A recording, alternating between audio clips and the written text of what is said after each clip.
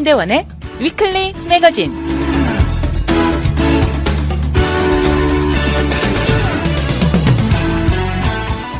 안녕하세요. 위클리 매거진의 문대원입니다. 이제 누가 몸 컨디션이 좋지 않다고 하면 자동적으로 바이러스에 걸렸나 하는 생각이 제일 앞섭니다. 당장 테스트를 해보고 단순한 몸살인지 아니면 코비드인지 확인하는 것이 제일 먼저 해야 할 것입니다. 모두 이런 면에 예민해져 있는 가운데 과연 우리는 언제쯤 이런 것에 신경 쓰지 않아도 될지 약간 지쳐간다는 것이 주위 사람들의 공통적인 의견입니다. 그나마 작년에 비해 요새는 생활이 많이 나아진 것은 다행이지만 한 번씩 몰려오는 장기간 팬데믹의 피로 여파는 우리를 힘들게 만드는 것도 사실입니다. 세계 2차 대전 이후 최악의 전쟁은 거치지 않은 세대들이지만 지난 50여 년 동안 우리는 에너지 파동, 리세션, 그리고 상상도 하지 못했던 바이러스 팬데믹을 거치는 세대가 되었습니다.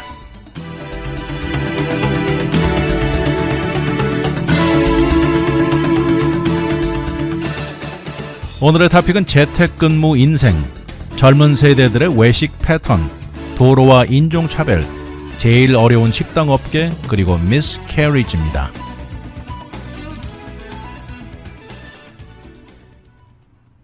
재택근무를 해오던 28살의 더미닉 그린이라는 젊은이가 있습니다. 지난 겨울 오후에 일이 끝나고 오후 4시 30분 LA 사는 리빙룸에서 컴퓨터에서 늘 하듯이 사인아웃을 한 것입니다. 그러면서 Good afternoon everyone, my shift has ended 이렇게 메시지를 올려놓은 것입니다. 더미니크는 리모트 컨트랙트로 일하던 직업을 갖고 있었는데요. 그는 직장 동료들을 한 번도 직접 만나본 적이 없습니다. 그의 슈퍼바이저는 아버지에게 우리는 일하는 것에 몰두하지 서로 만난 적이 거의 드물다고 말했습니다. 그러면서 서로에 대해서 아무래도 아는 것이 적고 거의 없고 모든 것이 이 일과 프로젝트에만 연결된다고 말했습니다.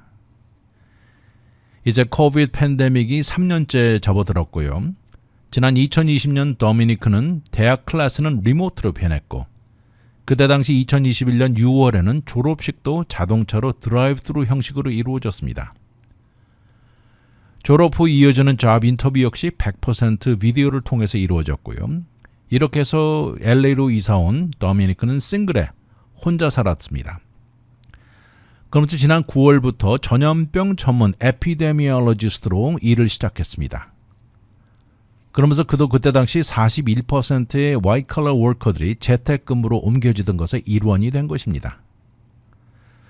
그러면서 사람들과 연결은 더 사라지고요. 늘 홀로이 지내는 생활에 익숙해져 갔습니다. 하루 시프트의 시작과 종료 당시에는 의무적으로 보스에게 이메일을 보냅니다. 그러면서 클락인, 클락아웃 하는 격이죠. 그런데 그 다음날 아침, 더미니크는 아침 8시에 클락인 이메일을 보내지 않았고요. 오후 4시 반에도 없었습니다. 이틀 뒤에도 마찬가지였습니다. 그리고 미시건에 사시는 부모님들도 늘 주말이 되면 연락이 오던 더미니크의 연락을 받지 못한 것이죠. 그렇게 해서 월요일이 될 때까지 연락이 없자 부모님들도 걱정을 하기 시작했습니다. 그러나 결국 더미니크가 아파트 안에서 발견되었을 때는 시신은 알아보기 힘들 정도로 많이 훼손되어 있었고요. 손금으로 겨우 아이디가 확인이 되었습니다. 작년 여름에 더미니크는 그때 다니던 로말린다 유니버시티가 셧다운되면서 리모트가 되고 미시간 부모님 댁으로 돌아가서 거기서 클래스를 듣고 마쳤습니다. 그렇게 어렵게 졸업을 하고 석사 학위를 받고는 직장을 잡고 드디어 캘리포니아로 다시 옮겨온 것이죠. 부푼 가슴을 안고 밝은 미래의 첫걸음을 디딘 것입니다. 직장은 바로 이곳 LA의 Department of Public Health 공중보건의 데이터 엔트리 컨트랙터가 된 것입니다. 그러면서 공교롭게도 코비드 케이스를 트래킹하는 임무를 맡았습니다. 이 회사의 정식 직원인데 회사의 이름은 Healthcare Staffing Professionals라는 이 회사에 취직을 한 것이었습니다. 돈도 제법 잘 벌었습니다. 그래서 룸메이트 없이 혼자 살 수 있었고 LA 코리아타운 근방에 한 달에 $2,000를 구해 생활을 시작했습니다. 그리고 10월 정도 됐을 때 부모님이 방문하면서 아들을 보고 자랑스러워했습니다. 잘 정돈된 그의 아파트를 돌아보면서 아들에게 계속 웃음만 짓던 부모님들 모습이었습니다. 그러면서 부모님들이 말씀하시기를 도미니크는 어렸을 때부터 성격상 모든 것이 깔끔하고 계획을 잘 세우던 아이였다고 말합니다. 인생의 계획이 다 서 있는 아이 같았다고 말을 하면서 좋은 가정에서 태어나 이 좋은 직장을 갖게 돼서 너무나 기쁘다고 말했습니다. 어머니는 간호사이고요. 아버지는 미 공군 중장으로 최근에 제대를 하셨습니다. 그러면서 다시 미시간으로 떠나는 부모님들은 아들이 좋은 직장을 가지고 있고 좋은 아파트에 좋은 자동차를 가지고 행복해하는 모습을 보면서 기분 좋게 돌아간 것입니다. 그러다 들이닥친 팬데믹은 도미니크의 세상을 완전히 바꾸어 놓았습니다. 원래 조금 내성적인 성격이기는 했는데 친구들이 있어도 그 친구들은 대부분 주로 학교 클래스룸에서 만난 경우였습니다. 팬데믹 기간 동안 도미니크는 아파트를 떠나는 적이 거의 없었습니다. 나가는 경우라고는 디너를 오더해서 픽업하는 정도였고요. 또 밤에나 주말에는 거의 그의 레주메를 더 강하게 만들겠다고 연구에 참여하면서 시클셀 아니미에 대한 연구에 주로 시간을 투자했습니다. 그렇게 크리스마스 기간이 오고 할 일이 많아서 미시간에 갈 수 없다고 부모님들에게 양해를 구했습니다. 그리고 며칠 후 새해가 돌아오고 프레스노에서 의사로 일하는 형 에드리엘이 요세미티에 캠핑을 가자고 텍스트를 보냈습니다.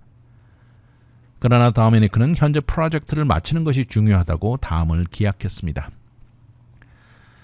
결국 부모님들은 도미니크의 친구와 연락이 됐고 그 친구는 경찰과 함께 도미닉 집에 도착했습니다. 뒤편으로 가서 창문 사이로 이렇게 보니까 모습이 조금 보이는 것 같았는데 결국 침대에 누워서 시체로 발견되었습니다.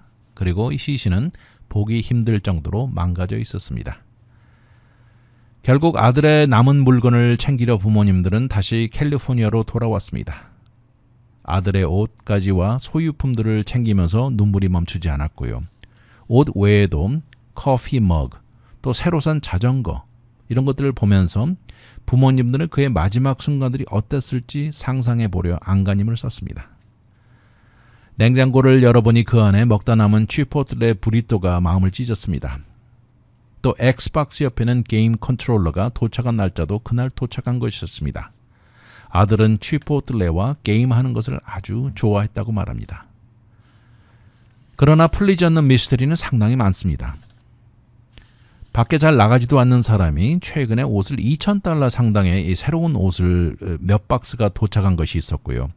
그 옷의 대부분은 아직도 태그가 여전히 붙어 있었습니다.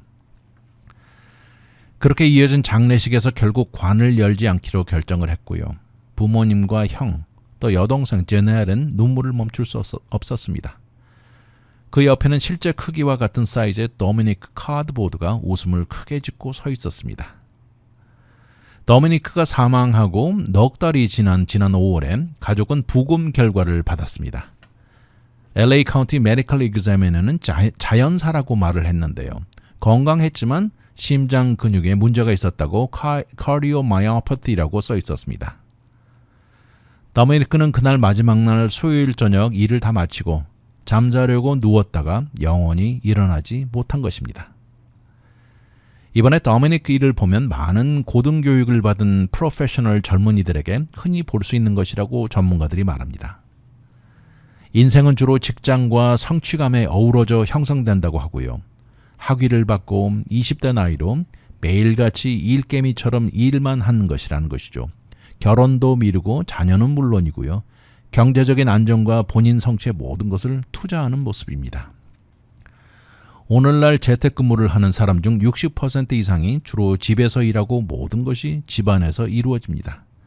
그리고 이 숫자는 팬데믹 이전보다 3배로 증가한 것입니다. 팬데믹이라는 자체는 많은 사람들이 재택근무를 선호하게 만들었지만 동시에 많은 화이트칼러 워커들, 도미니크 같은 경우가 점점 늘어나고 있습니다. 아파트 안에서 침실이나 리빙룸 안에 컴퓨터 앞에 앉아서 하루 종일 일을 하고 이것도 혼자 있는 모습입니다. 과연 부작용으로 이런 사례들이 줄줄이 이어질지 두고 볼 일입니다. 요새 가격들이 너무나 올라서 이 외식에 대해서는 어느 누구도 부담스럽게 느끼는데요. 요새 젊은 세대들 제너레이션 Z라고 하죠. 이 세대들의 식당의 외식을 상당히 줄이고 있다고 합니다. 그렇지 않아도 팬데믹 동안 가장 힘든 산업계인 식당업계, 이런 것은 절대 좋은 뉴스가 아닌데요. 현재 많은 식당들은 고전합니다. 인플레이션으로 가격을 울면서 올리고 있기도 하고요. 일하는 직원이 모자라서 테이블에 손님을 받을 수 없기도 하고, 또 운영 시간을 크게 줄이고 있는 곳들이 한둘이 아닙니다. 그런데 최근에 나온 설문조사 결과를 보면 18살에서 24살 사이 젊은 층은 지난 2021년 2월에서 2022년 2월 1년 동안 이 식당에서 먹거나 주문한 숫자가 평균 218번이었습니다. 이 숫자를 다른 세대들과 비교를 해보면 이제는 나이가 좀 더 먹은 제너레이션 X 세대는 이 같은 나이 시절이었던 2002년에 이렇게 식당을 간 숫자가 284번이어서 크게 비교가 되고요. 밀레니얼 세대들은 그 나이였을 당시에 1년에 244번을 갔다는 것입니다. 절대 식당 측에서는 좋은 뉴스가 아니죠. 사실 식당이라는 것이 이 컨설팅 전문가 말에 의하면 어린 시절부터 단골 손님으로 만들어 놓으면 평생 애용하게 한다는 것입니다. 이렇게 어리면 어릴 때부터 정규 커스터머가 되면 평생 자주 오는 단골이 될 가능성이 몇 배 높은데, 그런데 그 나이가 지나고 나면 단골 손님이 되기가 몇 배 오히려 힘들어진다고 합니다. 그런데 요새 어려운 것은 이런 어린 세대들도 마찬가지면서 이 새로이 생긴 팬데믹 습관들이 이것을 더 유지하면서 허리띠를 더 졸라매는 느낌이 듭니다.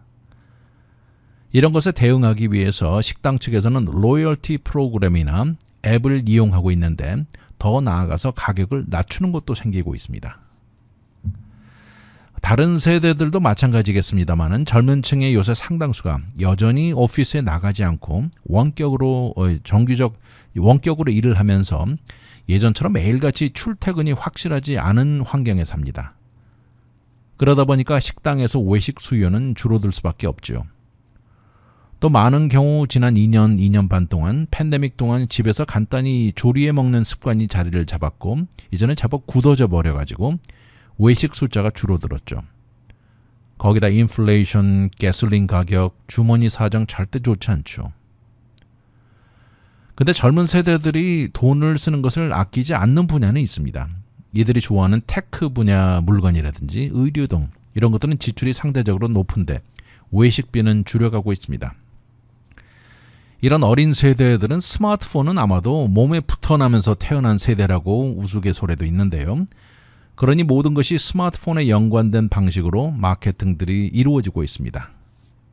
그러면서 식당 업계가 팬데믹 이전 수준으로 돌아가려고 회복을 하려고 하는데 생각보다 상당히 오랜 기간이 걸릴 것으로 예상되고 있습니다.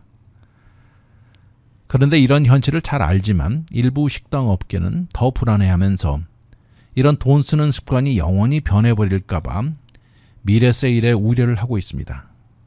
그러면서 일부 식당 체인들은 이런 트렌드를 거슬러가는 방향을 추구하고 있기도 합니다. 그런데 반대로 치킨 윙 식당들 있죠. 윙존이라든지 또 윙스톱 이런데, 그리고 또 도넛숍들, 윈첼스나 염염 도넛 같은 도넛숍들은 이 젠 Z 세대들이 더 많이 방문을 하고 있으면서 대조를 보입니다. 이런 곳에 들리는 사람들 중 13에서 18%가 바로 18세에서 24세 나이 그룹이라고 나와 있습니다. 이렇게 도넛이나 치킨 윙스들, 젊은 층의 인기가 더 있는 것들인데, 이렇게 젊은 층의 인기를 누리고 있는 이런 음식 스토어들, 그렇지만 여기에 만족하지 않고 젊은 층이 가장 선호하는 가치에 더 집중을 하고 있습니다. 컨설팅 전문가들 말에 의하면 이 나이 어린 그룹들은 식당을 고르거나 외식을 생각할 때 가장 중요시 여기는 것이 바로 가격이라고 합니다. 그런 차원의 더 많은 제너레이션 Z 발걸음을 높이기 위해서 순수익 마진이 좀 줄어드는 한이 있어도 더 다양한 세일과 딜을 추가하는 것을 고려 중입니다.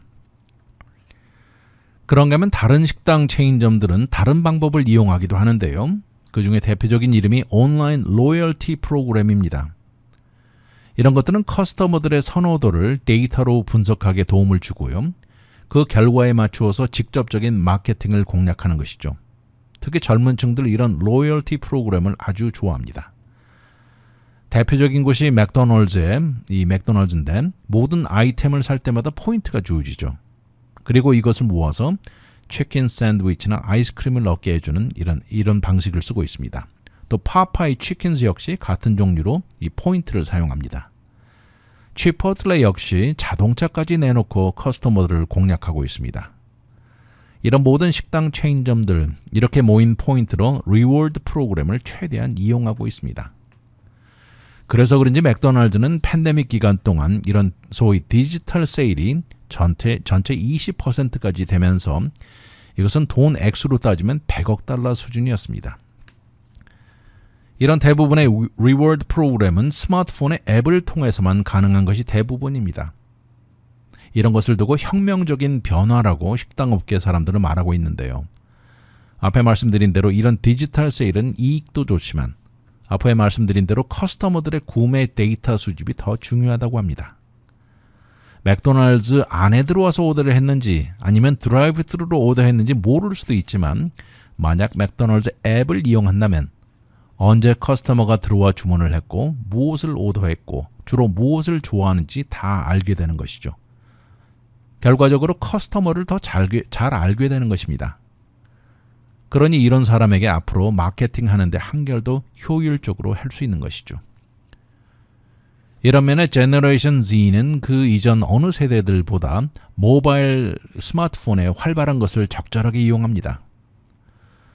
맥도날드나 치포틀레, 스타벅스 이런 프로그램에 더 새롭게 만들고 있습니다. 또 아이헙은 이 펀풀이라고 하는데요. 펀풀 방식을 이용한다고 하는데 이들이 로열티 프로그램의 이름을 International Bank of Pancakes라고 부릅니다. 커스터머는 앱을 이용해서 구매를 하면 이들이 주는 것은 펜코인즈라고 하는데 이 코인을 얻어가지고 앱 안에 스택 마켓 안에 들어가 리워드를 찾는 것입니다. 또 맥도날드는 소위티나 BTS 같은 이런 단기적 파트너십을 맺기도 하면서 음식에 유명한 연예인과 연결을 시켜놓기도 했습니다. 아무튼 젊은 층 제너레이션 Z의 외식 습관은 기성세대들과 사뭇 다르기는 합니다. 정규 식당의 외식 숫자는 줄어들었지만 도넛이나 패스트푸드는 더 자주 가는 경향이 두드러집니다. 이런 상황이다 보니까 이런 것들은 젊은 층이 손에 쥐고 사는 스마트폰을 이용하는 앱을 통해서 마케팅에 박차를 가하고 있습니다. 오하이오주에서 있었던 일인데요. 50세 남성 리카르도 발데스는 2차선 길을 걷고 있었습니다. 그런데 이 도로는 스피드 제한이 시속 50마일로 상당히 위험한 길이었습니다. 이곳에는 신호등도 없었고요. 가로등도 하나도 없고 보행자를 위한 사이드워크도 없는 곳이었습니다. 지난 1월 추운 밤이었습니다. 이것은 오하이오주 데이턴 외곽 지역인데요. 결국 발데스는 트럭에 치여 사망한 것입니다. 그리고 운전사에게는 아무 혐의도 적용되지 않았습니다. 지난 수십 년 미국 내 보행자 사망 숫자는 꾸준히 상승하고 있습니다. 그런데 이런 사망자 숫자 비율이 지역에 따라 큰 차이를 보이는 것이 문제인데요. 다름 아닌 흑인과 히스패닉 지역 사망 숫자가 압도적으로 높습니다. 지난 6월 7일에 나온 연구 결과인데요. 보행자와 자전거 사고로 사망자 숫자가 나왔는데 이것은 백인에 비해서 흑인과 라티노 숫자가 압도적으로 높다는 것입니다. 자전거로 사망하는 경우가 백인에 비해서 4.5배, 또 보행자 사망은 2.2배 높게 나왔습니다. 이 연구는 하버드 대학 Department of Environmental Health 환경보호학에서 나온 연구 결과입니다. 연구팀이 첫 번째 반응이 뭐였냐 하면요. 이렇게 한쪽으로 치우치는지는 몰랐다 이렇게 말을 했습니다. 근데 그것의 문제가 무엇인지 뾰족하게 이유를 찾기 힘들다는 것인데 그렇지만 연구팀은 아마도 현재 존재하는 인프라스트럭처에 연관된 투자 차이, 불균등이 여기서도 나오는데요. 이것으로 생각을 하고 있습니다. 이런 것을 두고 이 분야 전문가들은 전체적인 트렌드를 볼 때 이번 연구에 나온 데이터는 충분히 수긍이 간다고 말했습니다. 실제로 많은 연구가들은 이 보행자 사망에 있어서 인종별 차이가 크다는 것을 이미 오랫동안 알고 있었습니다. 그런데 이번 연구 결과는 이런 차이의 정도를 새롭게 일깨워 준 것입니다.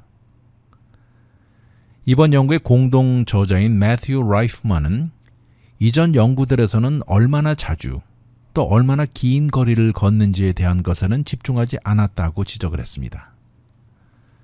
이런 문제를 인종별로 나누어서 비교를 하니까 차이는 애초 생각했던 것보다 한층 더 컸다고 말합니다. 그 이유는 인종에 따라서 1년에 걷거나 자전거로 움직이는 거리 큰 차이가 있다는 것이죠. 이렇게 차이가 나게 만드는 요소들이 여러 개 있는데 응급의료 서비스 반응 신속도, 또 보험 커버리지 차이, 일반 경제적인 차이 등을 들고 있습니다. 또 한 걸음 더 나아가서 교육 수준이나 경제적인 여유 등 불균등이 가장 큰 요소였다고 나열했습니다. 그렇지만 상당수 전문가들은 도로 자체가 문제의 큰 부분이라고 말을 하지만 물론 도로 자체가 인종차별을 비난을 받을 대상은 아니죠. 그렇지만 도로의 디자인과 시스템은 사람이 정하면서 한쪽으로 치우칠 수 있다는 것이죠. 이렇게 결정하는 과정에 인종차별이 깊숙이 작용한다는 것입니다. 눈에 보이지 않는 방법으로 시행한 결과인데 절대 평등하지 않고 불공평하게 나오는 것이 문제라고 지적합니다.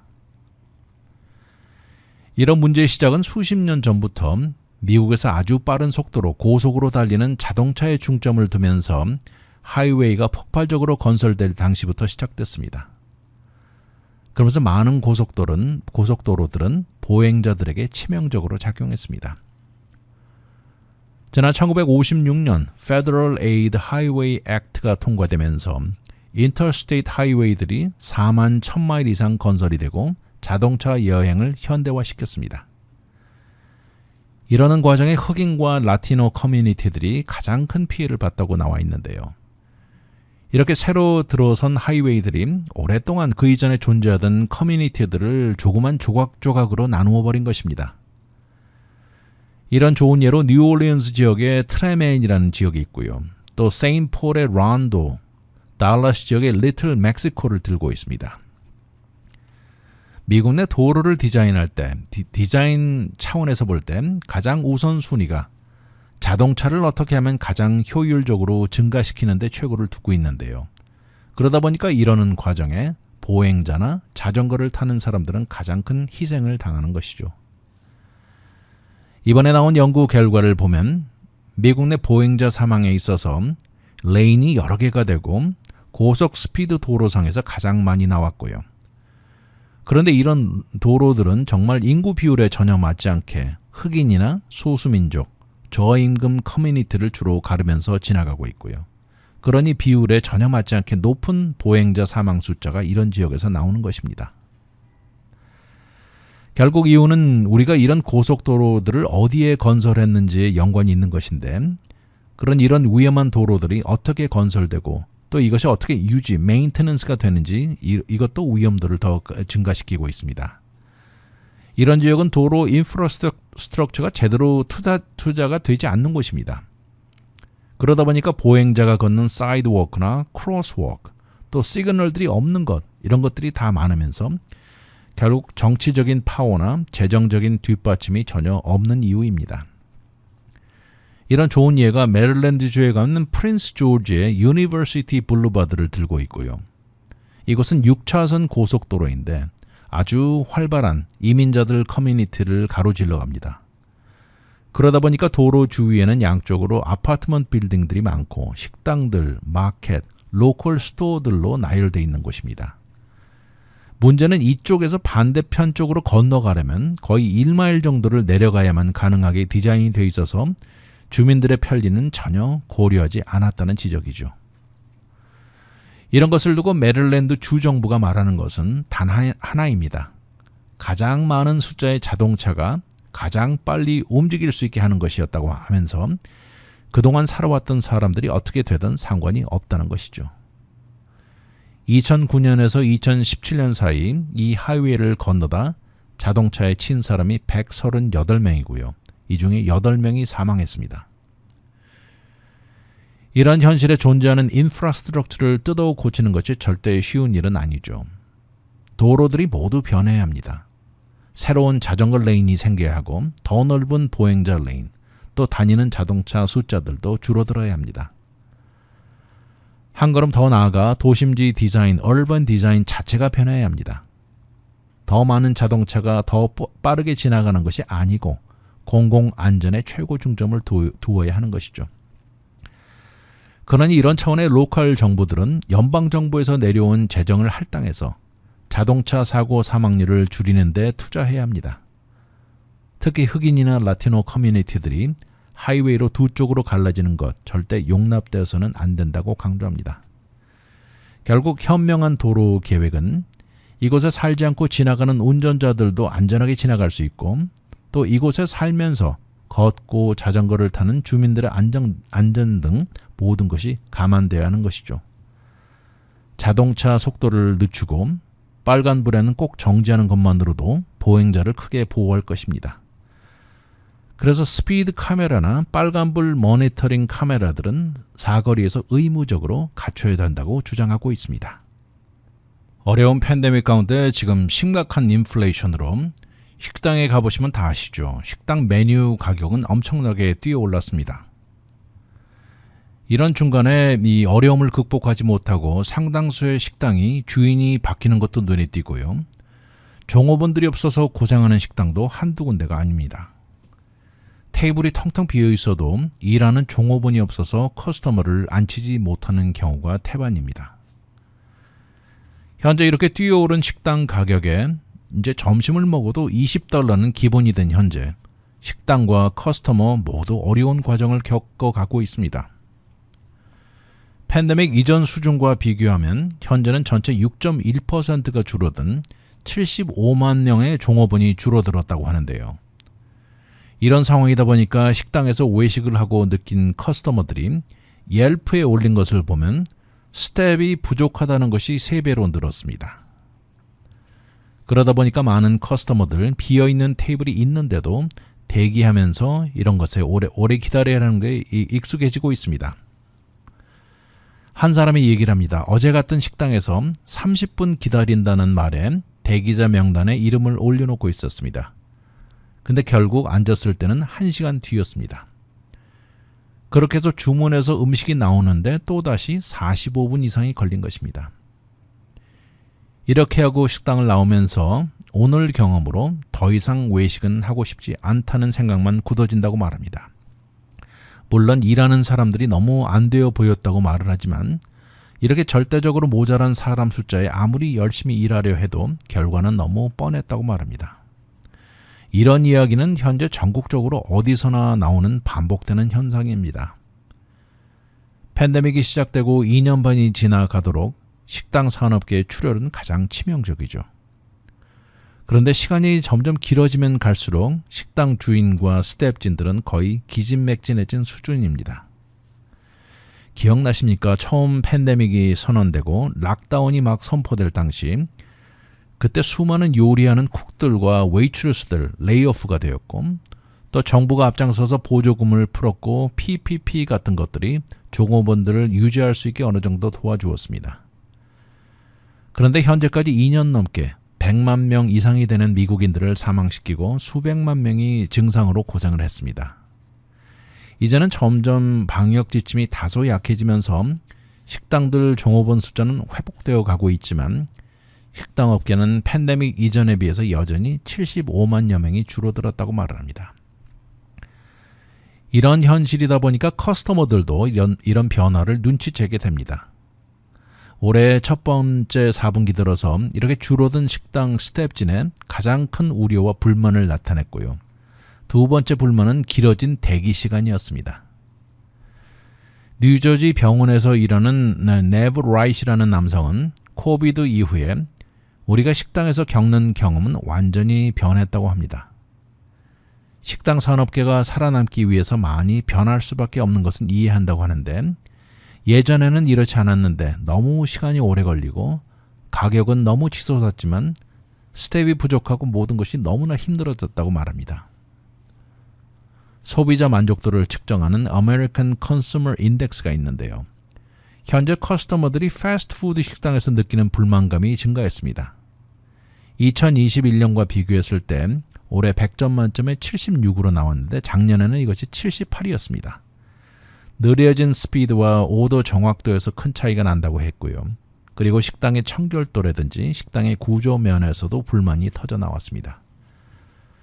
그런가 하면 패스트푸드가 아닌 정식 식당에서 나온 점수도 작년보다 약간 낮았습니다.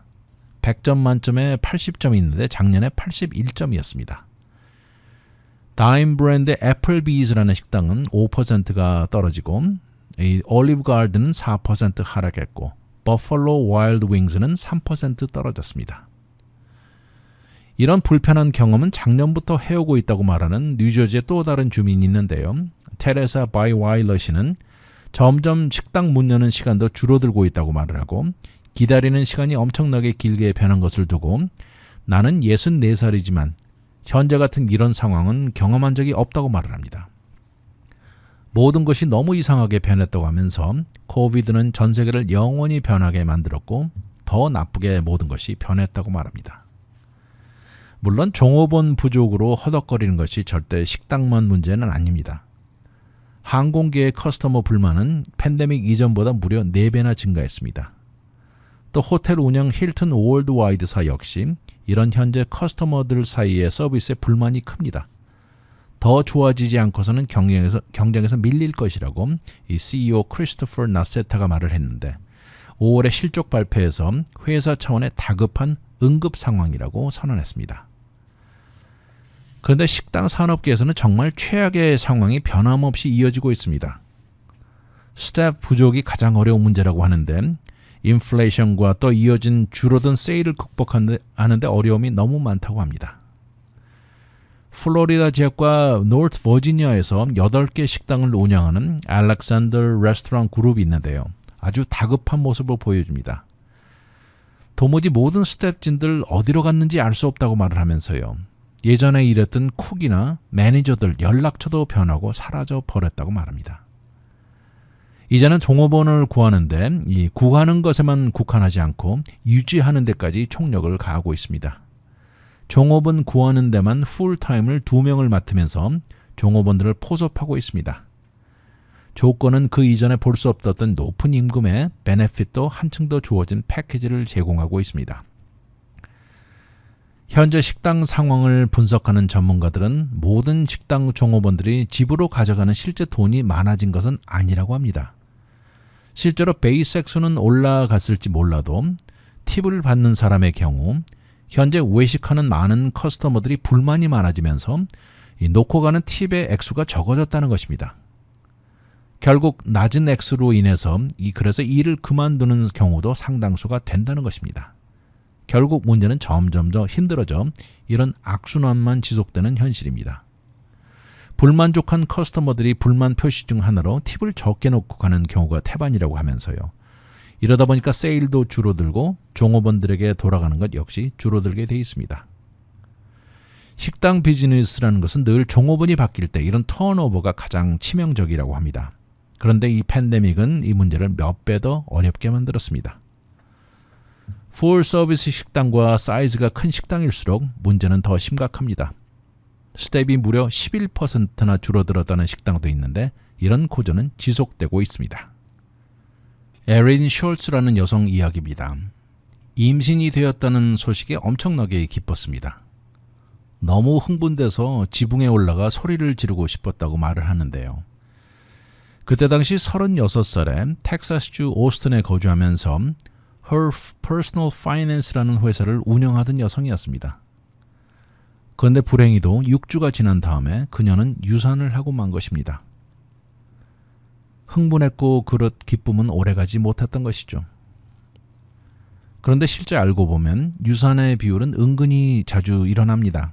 8명 중 1명꼴로 일어난다고 하는데 이것은 정신적으로 엄청난 어려움을 동반하고 그리고 보험을 가지고 있는 경우에도 본인의 부담금이 상당히 크면서 경제적인 여파도 상당하다는 것입니다.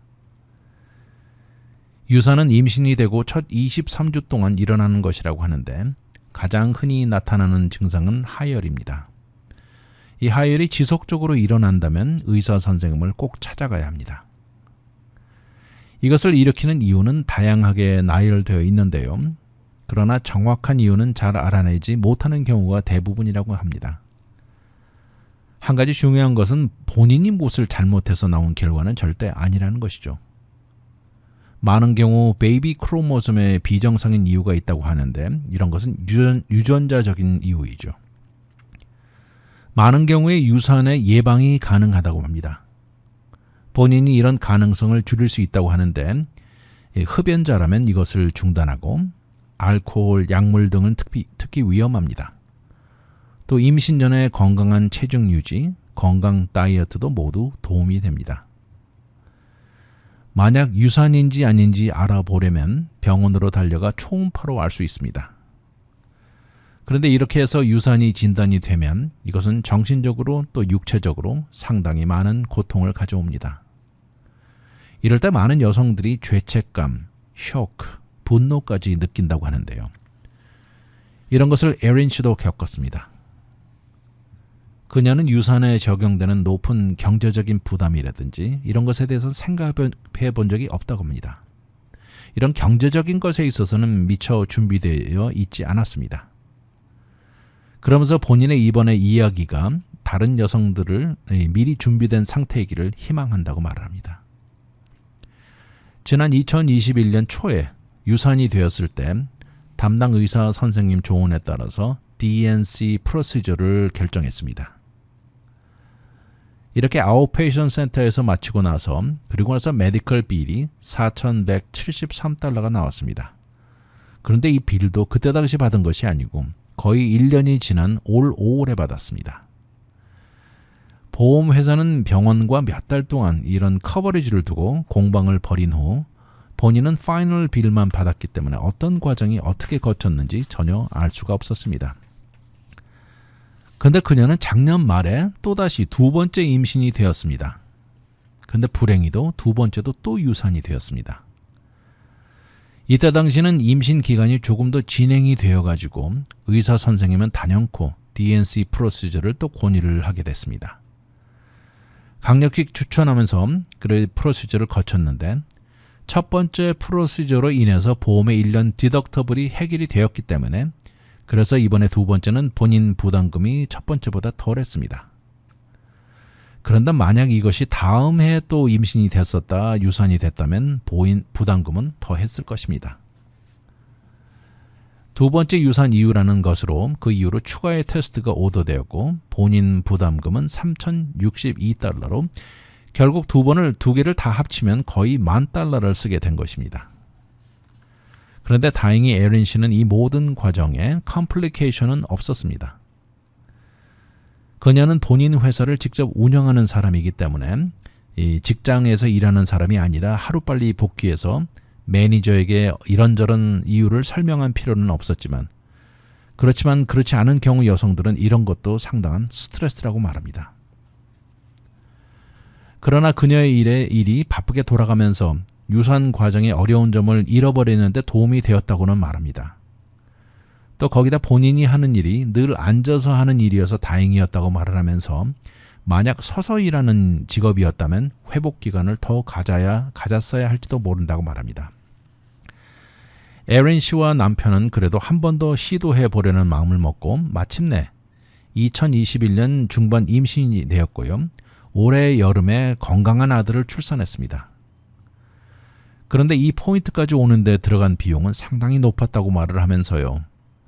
본인이 생각하기에는 한 번 유산하는 데 들어가는 비용은 성공적으로 임신하고 출산하는 데 들어가는 비용과 거의 똑같았다고 말합니다.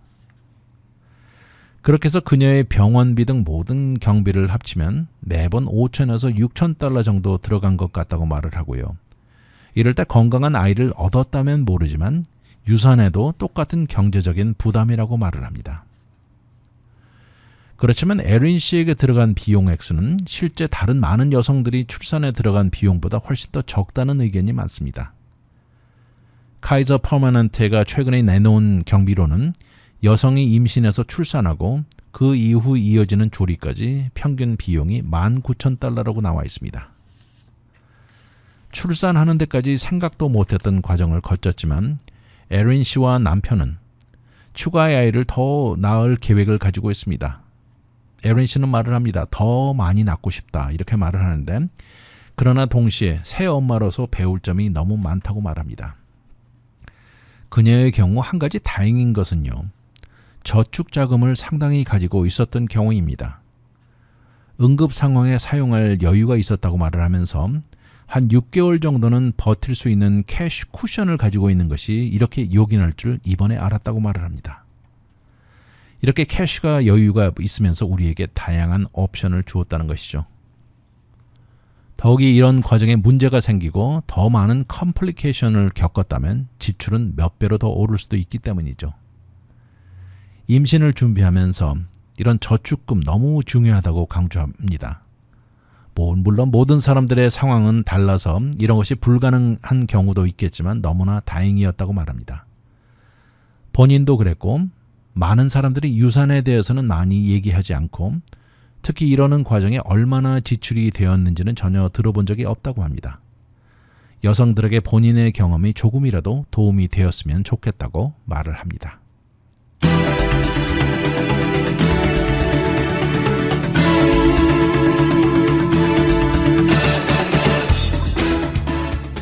유산은 신체적인 것도 그렇지만 정신적으로 엄청난 후유증을 동반합니다. 슬픔에 죄책감 그리고 분노까지 일어나며 여성을 힘들게 할 수 있습니다.